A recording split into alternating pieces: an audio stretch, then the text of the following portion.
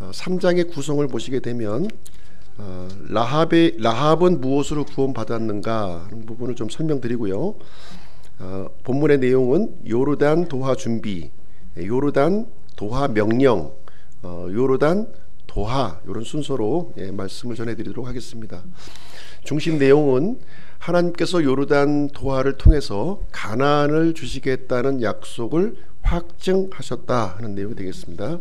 여기서 요르단은 이제 강 이름이에요. 강 이름, 이스라엘에 있는 강 이름입니다.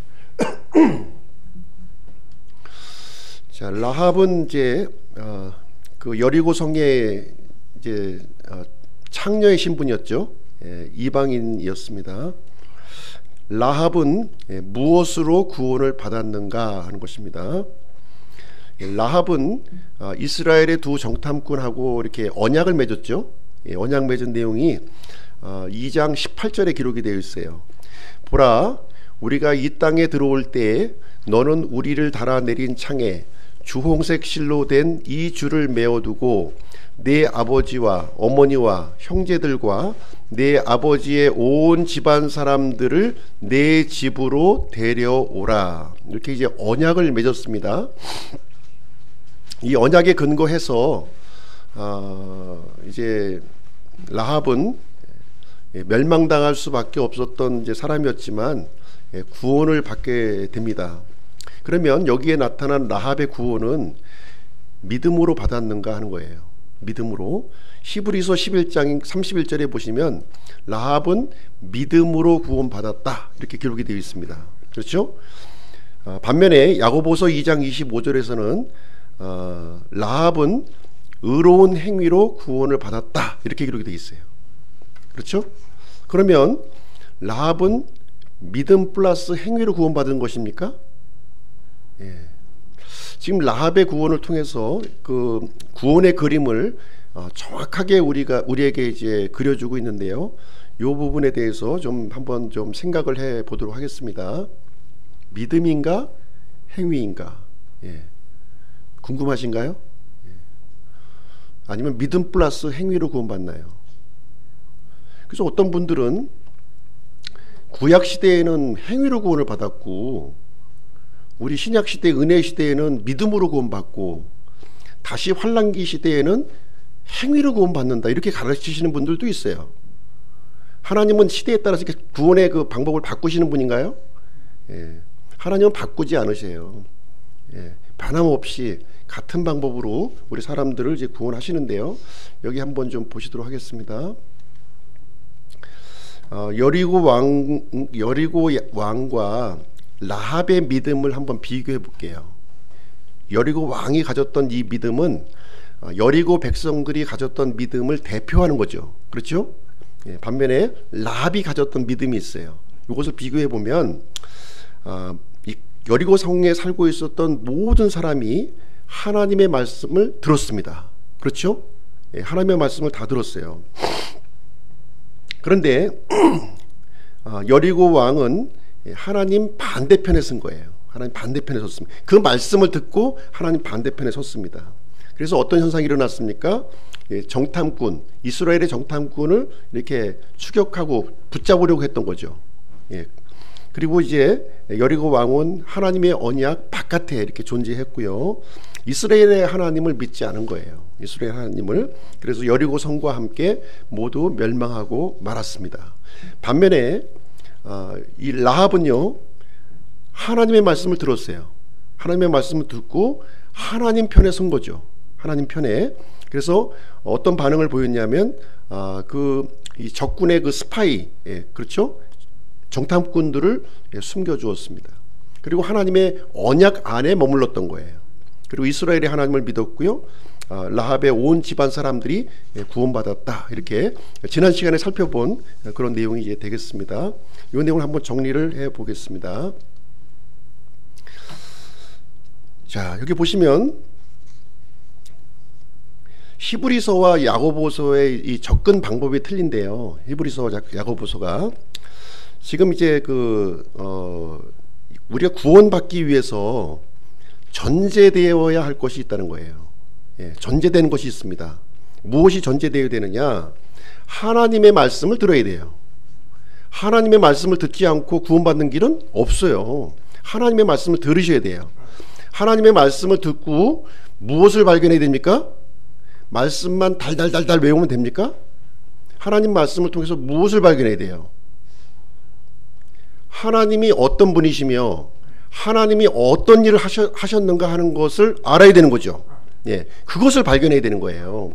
이 라합은요, 하나님의 말씀을 듣고 이스라엘의 하나님이 어떤 분이시고 또 이스라엘의 하나님이 어떤 일을 하셨는가를 들었죠. 예? 그렇죠? 그래서 어떤 마음을 가졌습니까? 그 마음 속에 구원을 받아야 되겠다. 즉 이대로 있으면 진멸당하는구나. 내가 구원을 받아야겠다는 갈망이 있었던 거예요. 그렇죠? 그래서 그 이스라엘의 하나님을 어떻게 했습니까? 믿었어요. 믿었다는 거예요. 그렇죠? 예, 믿었어요. 그리고 나서 어떤 현상이 일어났냐면 이 적군의 스파이, 이스라엘의 스파이가 들어왔을 때 그 스파이를 목숨을 걸고 구출해 준 거죠. 예, 이것을 성경에서는 뭐라고 그럽니까? 믿음의 행위라고 그러는 거예요. 믿음의 행위. 사실 민족적으로 봤을 때는 반역의 행위였지만, 예, 이것은 믿음의 행위였다는 거예요. 예. 그리고 이 라합은 이 정탐꾼과 맺은 이 언약 안에 머물렀던 거죠. 예, 주홍색 실 아시죠? 그 다음에 그 집안으로 온 집안 사람들을 이제 데려오라고 하는 말에 이제 순종을 했습니다. 그래서 이런 모습을 볼 때 히브리서는 어떻게 하나님을 믿고 구원을 받느냐, 요 관점으로 기록이 된 거예요. 반면에 야고보서는 하나님을 믿은 사람들에게 어떤 그 행동이 나타나느냐, 어떤 행동의 열매가 나타나느냐 하는 것을 기록한 거죠. 그렇죠? 같은 내용이지만 관점이 틀리다는 거예요. 관점이. 우리 구원받는 거 어떻게 구원받습니까?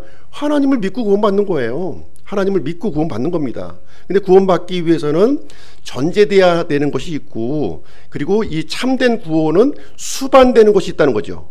예. 우리가 행위로 구원받는 게 아니에요. 믿음으로 구원받습니다. 믿음으로 구원받지만 우리가 하나님이 어떤 분이시고 하나님이 어떤 일을 하셨는가를 확고하게 믿는 사람들은 반드시 그 행위의 열매가 나타날 수밖에 없다는 것을 여기서 얘기를 해주고 있는 거예요. 그래서 오늘날 이제 많은 교회에서 히브리서 부분만 강조하고 있는 거죠. 히브리서 믿고 구원받는 거, 그리고 믿은 자에게 반드시 수반돼야 되는 그런 것들을 어떻게 보면 좀 무시하는 것 같은, 예, 이런 모습을 보인다는 거죠. 그랬을 때 그것이 참된 구원이냐, 야고보에서 질문하는 거예요. 그것이 참된 구원이냐? 아니다라는 거죠. 죽은 믿음이요 헛된 믿음이라고 지금 얘기해 주고 있는 것입니다. 이 참된 구원이라고 하는 것은 이렇게 내가 하나님의 말씀을 듣고 구원을 갈망해서 내가 구원받는 거예요. 뿐만 아니라 그 구원을 통해서 이렇게 믿음의 열매가 드러나는 것까지, 이것이 그 구원의 전반적인 모습이라는 거예요. 예. 뒷부분만 강조해도 안 되는 것이고요, 앞부분만 강조해도 안 되는 거예요. 성경은 이렇게 종합적인 부분을 우리에게 이제 가르쳐 주고 있는 것입니다. 그래서 이 라합의 구원은 그 전반적인 것을 다 우리에게 그려주고 있는 그런 소중한 내용이 이제 되겠습니다. 그래서 구약 성경을 통해서 우리가 발견해야 될 것은 뭐예요? 하나님이 어떤 분이신가? 하나님께서 우리를 위해서 어떤 일을 하셨는가? 이거를 반복적인 패턴으로 우리가 공부하는 겁니다. 그때 이제 하나님께서 보내주시고자 하는 그 메시아가 이제 오셨을 때, 예, 그 메시아를 우리가 붙들고 믿게 되는 겁니다. 그렇죠? 예. 자, 이제 요르단 강입니다. 요르단 강을 이제 건너게 되는데요. 1절부터 6절까지는 이렇게 이제 준비하는 과정이 여기 기록이 되어 있습니다. 하나님께서 명령을 내리셨어요. 이스라엘 백성에게, 여호수아에게 명령을 내렸습니다. 가나안 땅을 취하라. 예, 가나안 땅을 취하라고 명령을 내려주셨습니다. 이때 여호수아는 어떻게 반응했을까요? 아침에 일찍 일어났다는 거예요. 예, 일찌감치. 예, 굉장히 적극적으로 이렇게 반응하고 있는 거죠. 하나님의 말씀에 대해서 일찍 일어나서 지금 시팀이라고 하는 장소에 있었는데, 시팀이라는 장소에서 어디로 이동합니까? 요르단 강까지, 강을 넘기 직전까지 이동을 합니다. 그래서 거기에 다다른 거예요. 다다라서 여기 이제 어떻게 했냐면 강을 건너기 전에 거기서 묵었더라, 머물렀더라, 이렇게 얘기를 해주고 있습니다. 왜 머물렀을까요? 왜 바로 넘어가면 되지, 왜 머물렀을까요? 여기 보시게 되면 15절에 이제 답을 주고 있는데요. 거대한 물이 이렇게 가로막고 있었다는 거예요. 거대한 물줄기가. 수확할 때에는 요르단이 항상 그것의 모든 둑에서 흘러 넘치므로. 이 요르단강이 좀 이제 특징이 있는데요. 갈릴리 호수부터 이제 사해까지 이제 흘러내려가는 이제 강줄기 아닙니까? 이 강줄기는 건기, 이스라엘은 이제 건기가 있고 우기가 있어요. 그래서 보통 이제 일반적으로 겨울이 우기입니다. 겨울이 우기고요. 여름이 건기예요. 그쪽은. 그래서 건기에는 이게 요르단 강이라고 하지만 굉장히 폭이 좁기 때문에 걸어서도 넘어갈 수가 있는 거예요. 걸어서도. 반면에 우기 때에는 걸어서 넘어갈 수가 없어요. 여기를. 왜냐하면 엄청난 물 수량이 이렇게 흘러내리고 있기 때문에 그렇습니다. 그래서 이때가 보리수확기라고 얘기하는, 보리수확기. 이때는 헐몬산에 있는 이 만년설이 녹아서 흘러내리는 거예요. 아주 이 풍성한 물이 막 이제 흘러내리고 있어요. 그렇기 때문에 이 요르단강은 즉시 건너갈 수가 없었던 거죠. 그래서 이 헐몬산은 이스라엘 이제 북편에 있는 이제 산인데, 우리나라로 얘기하면 이제 백두산하고 똑같아요. 백두가 이제 한자어로 보시게 되면 흰 머리 아닙니까? 흰 머리. 헐몬산도 흰머리산이에요. 흰머리산. 왜 흰머리산이냐? 항상 만년설로 이렇게 이 산 꼭대기가 덮여 있기 때문에 그렇게 불려진 겁니다. 그래서 이제 이 만년설이 이제 봄이 되면 이제 막 흘러내리는 겁니다. 이 상황에서 지금 이제 이스라엘 백성들이 요르단 앞에 섰고요. 이 거대한 물줄기 때문에 가나안 땅을 넘어갈 수 없는 그런 상황에 지금 놓여져 있는 것입니다. 사흘의 기간이 지나는데요. 사흘이 지나는데, 사흘 뒤에 직무수행자들이 군대를 두루 다니며, 사흘의 기간이 지납니다. 물 때문에 사흘을 머물렀어야 되는 거예요. 그래서 여호수아는 이제 하나님의 명령에 순종해서 이제 넘어가야 되는 거죠. 요르단강을. 넘어갈 길이 없는 거예요. 그러니까 어떻게 했겠습니까? 사흘 동안 하나님과 씨름했겠죠. 하나님이 넘어가라고 우리에게 명령했는데 넘어갈 수가 없는 거예요. 지금 넘어갈 수가. 엄청난 물이 지금 흘러가고 있는 거죠. 지금. 그래서 3일간의 기간 동안 여호수아는 하나님께 이렇게 묻고 기도하고 그런 시간을 보냈을 것이라는 겁니다. 그리고 3일 뒤에 마침내 하나님으로부터 응답을 받은 거죠. 응답을 받고 그것을 실행에 옮깁니다. 직무수행자들에게 명령을 이제 하달하는 장면이 여기 이제 2절 말씀에 기록이 되어 있는 것이고요. 근데 하나님의 이 명령이 아주 이상한 명령이라는 거죠. 어떤 명령이냐면 3절 말씀인데요. 백성에게 명령하여 이르되 주 너희 하나님의 언약궤와 그 궤를 맨 레위 사람들 제사장들을 너희가 보거든 너희 처소에서 이동하여 그것의 뒤를 따르라. 무슨 얘기냐면 이제 언약궤가 있지 않습니까? 언약궤가 있는데 언약궤를 이제 제사장들이 매는 거예요. 제사장들이 매서 물속으로 들어가라는 거죠. 그리고 백성들이 그 뒤를 따라가라는 겁니다. 물이 넘어갈 수 없는데 제사장들이 그 궤를 메고 먼저 앞장서고 그 다음에 백성들이 뒤따라서 이게 물속으로 들어가라. 지금 이제 이렇게 명령을 내렸습니다.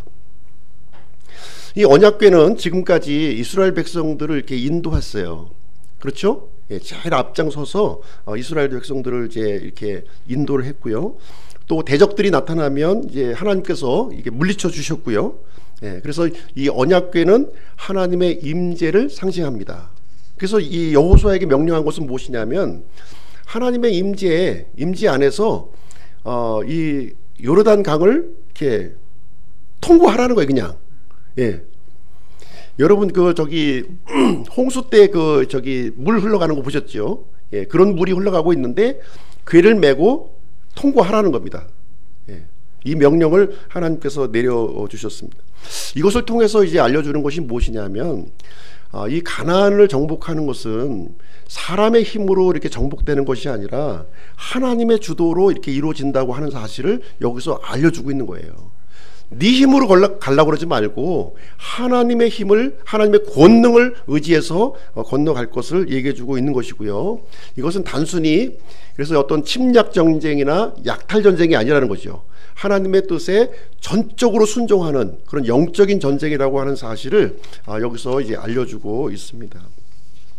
그렇게 되면 이제 이전에 지나가지 않았던 길을 이렇게 지나갈 수 있게 해 주신다는 거예요. 사실 우리 인생길도 마찬가지 아닙니까? 예. 한 번도 가보지 않은 길을 지금 걸어가고 있는 거잖아요. 우리가 매일매일, 이 순간 매일매일 한 번도 가지 않았던 길, 내일 일을 알 수 없는 그 길을 우리가 걸어가고 있습니다. 내일, 지금 이 순간 여기 앉아 있지만 내일 어떤 일이 일어날지 장담할 수 있는 분 계십니까? 예, 장담할 수 없어요. 알 수가 없습니다. 예. 그러나 하나님은 알고 계신다는 거죠. 예, 내일 일을 알고 계셔요. 예. 우리가 어떤 길을 가야 될지를 분명히 알고 계시다는 거죠. 그래서 우리가 해야 될 일은 뭐냐면 그 하나님으로부터 해답을 구해야 된다는 거예요. 예, 해답을 우리에게 주신다는 거죠. 어떻게 하면 해답을 얻을 수 있느냐? 하나님의 말씀에 집중했을 때, 하나님의 임재 가운데 거했을 때 하나님께서 그 해답을 우리에게 주신다는 겁니다. 예. 그래서 언약궤가 이제 길을 인도해 준다고 하는 사실인데요. 이렇게 또 이제 후속 명령이 떨어집니다. 그러나 너희와 그 궤 사이의 거리를 재서 2000규빗쯤 되게 하고 그것에 가까이 가지 말라. 그러면 너희가 반드시 가야 할 길을 너희가 알게 되리니 이는 너희가 이전에 이 길을 지나지 아니하였기 때문이라. 그래서 이 언약궤와 백성 사이의 거리를 이제 일정한 거리를 이제 두게 하는데요. 여기서 2000규빗이라고 하고 있어요. 2000규빗. 2000규빗은 보통 이제 이제 손끝에부터 팔꿈치까지가 1규빗이에요. 1규빗. 그러니까 한 50cm로 이제 감안을 한다고 한다면 지금 이제 2000규빗은 약 1km 정도. 1km 정도 언약궤가 앞서가고 그 뒤에 백성들이 언약궤를 바라보면서 앞으로 가야 할 것을 말씀하고 있습니다. 그때 하나님께서는 그 길을 인도해 주시겠다 이렇게 약속을 해 주시고 있는 것입니다.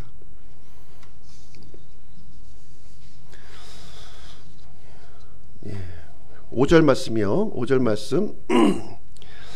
여호수아가 백성에게 이르되 너희 자신을 거룩히 구별하라. 주께서 내일 너희 가운데서 이적들을 행하시리라. 여호수아도 알 수 없어요. 지금요. 어떤 일이 날지.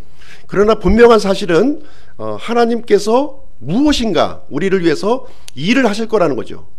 그 일을 이제 보게 될 것이다 하는 것을 얘기해 주고 있습니다.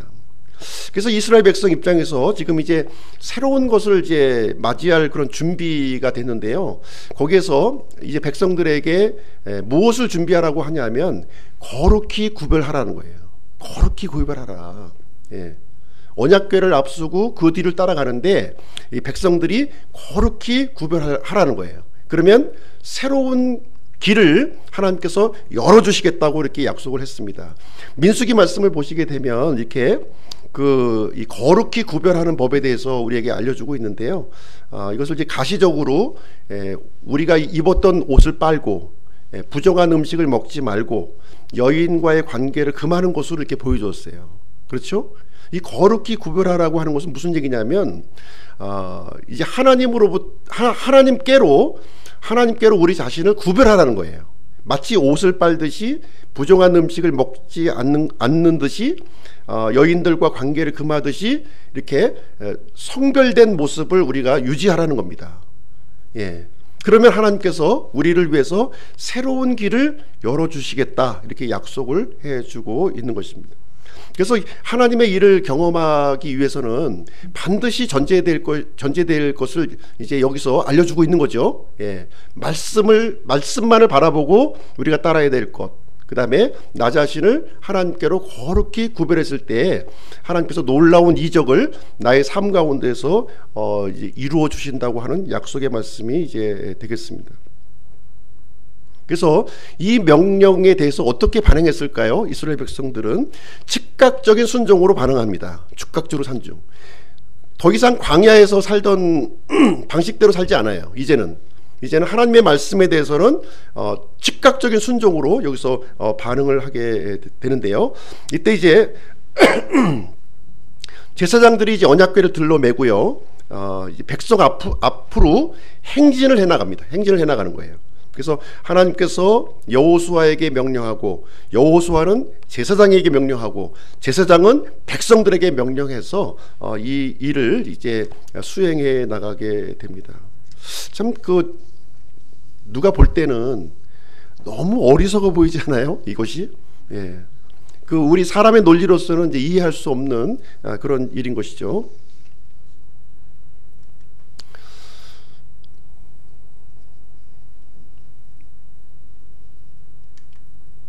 예.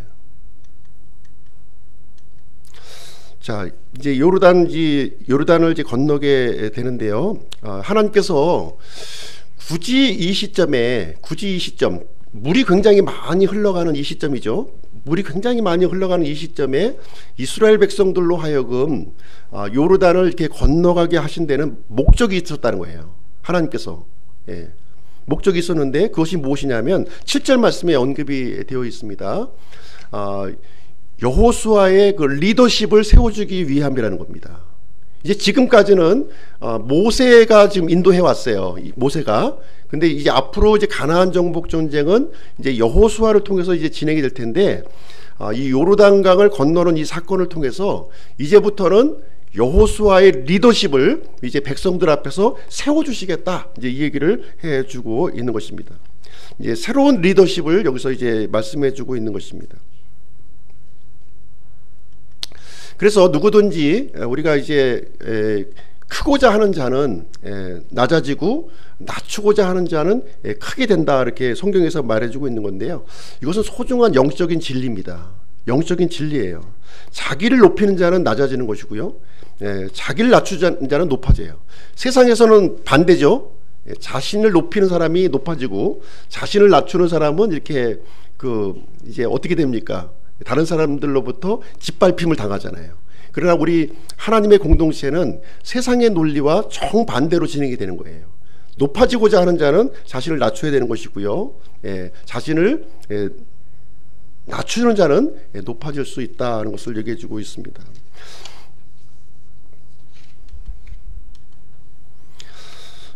자, 이어지는 말씀을 보시겠습니다. 10절 말씀인데요. 10절.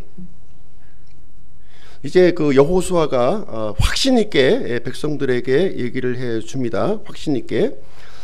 같이 한번 읽어보실까요? 시작. 또 여호수아가 이르되 살아계신 하나님께서 너희 가운데 계시다는 것과 그분께서 가나안 족속과 헷 족속과 히위 족속과 브리스 족속과 기르가스 족속과 아모리 족속과 여부스 족속을 너희 앞에서 반드시 쫓아내실 줄을 너희가 이것에 의해 알리라 하는 거예요. 여기 요르단강을 이제 건너는 사건을 통해서 두 번째 이유를 이제 설명해 주고 있는데요. 첫 번째 이유는 요르단강이 이제 넘는 사건을 통해서 여호수아의 리더십이 크게 될 겁니다. 그렇죠? 또 요르단강이 또 넘는 이 사건을 통해서 또 한 가지 분명한 사실은 뭐냐면 하나님께서 반드시 가나안 땅의 7민족들을 쫓아내 주실 거라는 거예요. 자신의 하나님의 언약을 확증시켜 주는 거죠. 예, 확증시켜 준다. 이 얘기는 무슨 얘기냐면 하나님께서 반드시 이스라엘 백성들로 하여금 요르단을 건너게 하신다는 거죠. 예, 건너게 하신다는 것을 전제하에 이 말씀을 해주고 있는 것입니다. 그래서 여기서 이제 이스라엘 백성에게 필요한 것은 하나님의 말씀에 대해서 절대 순종인 거예요. 절대 순종. 절대 순종만 하면은 하나님은 반드시 이 일을 이루실 것이다. 이렇게 말씀하시면서 하나님을 어떻게 소개하고 있냐면요. 살아계신 하나님이라는 거예요. 살아계신 하나님. 지금 가나안 땅에 이제 그 우상들이 굉장히 많이 있는데요. 그 모든 우상들은 죽은 신이라는 거죠. 죽은 신. 반면에 이스라엘 백성들을 이끌고 있는 이 하나님은 살아계신 하나님이시다. 하나님이 살아계시다는 것을 이 요르단강을 건너는 사건을 통해서 알려주시겠다고 지금 해주고 있는 것입니다. 13절 말씀 보겠습니다. 13절 같이 한번 읽어보실게요. 시작. 온 땅의 주 곧 주의 궤를 매는 제사장들의 발바닥이 요르단의 물들 속에서 멈추어 서면 곧바로 요르단의 물들이 위에서 내려오는 물들로부터 끊어지고 일어서서 한 무더기 위에 쌓이라 하니라. 예. 드디어 이제 제사장의 발바닥이 요르단강의 물 속에 이렇게 닿았어요. 예, 닿았을 때 어떤 일이 일어나게 되었냐면 이렇게 그 내려오던 이 그 흉흉한 물이 이제 멈추기 시작했다는 거죠. 예, 멈추기 시작했다는 거예요. 예, 그래서 그 물이 이제 끊어지고 이제 무더기가 되어서 쌓이는 일이 이제 발생한다고 하는 사실입니다. 그래서 지금 이 사건을 통해서 이제 하나님은 무엇을 선포해주고 있냐면 온 땅의 주라는 거예요. 온 땅의 주. 예, 단순히 이스라엘 백성의 그 주인만이 아니시라 온 그 세상의 주인이라고 하는 사실을 여기서 얘기해주고 있습니다. 하나님의 말씀대로 순종하기만 하면 물은 멈추었을 것이고요, 끊어질 것이고요, 쌓여질 것을 여기서 이제 약속해주고 있습니다. 그래서 지금 이제 이스라엘 백성 앞에 놓여져 있는 이 그 요르단은요, 굉장히 많은 물이 지금 흘러가고 있었습니다. 예. 그런데 이 제사장의 발바닥이 물속에 잠기는 순간 하나님께서 역사하기 시작한 거예요. 예. 만약에 이 제사장이 물에 발을 집어넣지 않았으면 어떻게 됐을까요? 예, 물은 끊어지지 않았을 거예요. 그러나 하나님의 말씀에 순종해서 그 발을 집어넣는 순간 이제 하나님께서 일하시기 시작했다고 하는 사실입니다. 그래서 이스라엘 백성들은 이제 마른 땅으로 건너갑니다. 마른 땅을 건너갑니다. 17절 같이 한번 읽어보시겠습니다. 시작. 주의 언약궤를 맨 제사장들은 요르단 한가운데서 마른 땅에 굳게 서 있었고 모든 이스라엘 사람들은 마른 땅을 건너더니 마침내 온 백성이 완벽하게 요르단을 건넜더라. 이렇게 하고 있습니다. 아마도 이 제사장들하고 이 백성들하고 사이에는 1km가 떨어져 있죠. 1km가 떨어져 있는데 먼저 제사장들이 이제 물속에 들어갔을 거예요. 예. 그러나 여전히 물은 계속 흘러내렸겠죠. 그러나 물의 양이 점점 줄어들기 시작했을 겁니다. 그래서 백성들이 요르단에 도착했을 때에는 이미 마른 땅으로 변했고요. 예, 그래서 백성들이 마른 땅으로 요르단을 건너갔다 이렇게 얘기를 해주고 있습니다. 그래서 요르단 이렇게 건널 수 있는 비결을 오늘 이제 3장 말씀에서 알려주고 있는 건데요. 첫 번째 언약궤를 따르라는 거죠. 언약궤를 따르라. 그리고 스스로 거룩히 구별하라. 하나님의 명령대로 순종하라. 이렇게 했을 때 요르단강이 끊어지고 이스라엘 백성들이 마른 땅으로 건널 수 있게 되었음을 설명해 주고 있습니다.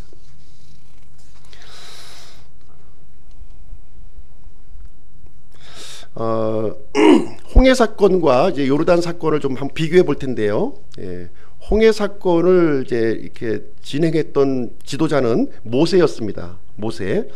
모세는 홍해를 이제 건널 때요, 이 지팡이를 들고 하나님께 기도했습니다. 예, 지팡이를 들고 하나님께 기도했어요.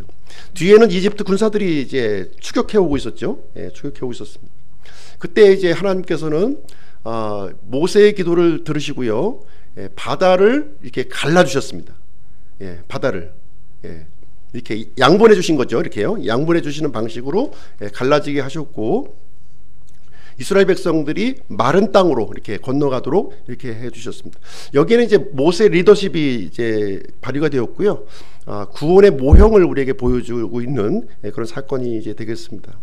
반면에 이제 요르단 사건은요, 여호수아가 이제 여기서 이제 인도하고 있는데요. 여기에는 이제 언약궤가 나옵니다. 언약궤. 모세의 지팡이가 아니라 이제 언약궤인 거예요. 언약궤는 하나님의 말씀을 이제 상징하고 있는 거죠. 하나님의 말씀. 그래서 여기에 순종을 통해서 이 역사가 이제 일어나게 됩니다. 따라오는 적군은 없어요. 더 이상. 따라오는 적군은 없지만 가나안 땅에 이제 적군이 이제 앞에 있었고요. 제사장의 발이 잠긴 뒤에 물이 멈추기 시작을 했습니다. 물이 멈춰서 마른 땅으로 이제 건너가게 되었습니다. 그러니까 이제 홍해는 갈라졌고요. 이 요르단은 물이 끊겨서 무더기로 쌓이게 하시고 그 마른 땅을 건너가게 이렇게 해 주셨습니다. 그래서 여호수아의 리더십을 보여주셨고, 이 사건을 통해서 우리에게 가르쳐 주는 것은 무엇이냐? 상속의 모형을 우리에게 알려주시고 있는 거예요. 그래서 우리가 하나님의 왕국의 이 상속자가 되기 위해서는 하나님께서는 우리에게 이렇게 순종하기를, 순종의 모습으로 반응하기를 하나님이 이제 원하신다는 것입니다. 그래서 가나안은 천국이 아니에요. 우리가 요단강 넘어서 우리가 천국으로 간다는 노래가 있는데, 이 가나안은 죽어서 가는 천국이 아닙니다. 상속의 땅이에요. 상속의 땅. 우리가 이 땅에서 하나님으로부터 받을 그 기업을 얘기하는 거예요. 하나님의 기업을 받기 위해서는 이렇게 여호수아와 같이, 이스라엘 백성과 같이 이 순종을 통해서 우리가 얻을 수 있다고 하는 사실을 우리에게 알려주고 있는 것입니다. 오늘날 언약궤와 같은 성경을 우리에게 주신 거예요. 이 성경의 말씀에 기록된 대로 하나님께 순종했을 때 우리에게 상속 유업을 허락해 주신다는 내용이 되겠습니다. 그래서 우리는 이제 이 땅에서 이제 우리가 영적 전쟁을 이제 수행하게 되는데요. 우리가 믿는다고 하는 것은 지금 영적 전쟁을 하고 있는 거예요. 영적 전쟁에서 승리하기 위해서, 우리가 승리하기 위해서는 어떻게 해야 되느냐? 지금 이제 우리 3장의 말씀을 통해서 가르쳐주고 있는 것은 무엇이냐면, 네 가지를 우리에게 알려주고 있는 겁니다. 네 가지.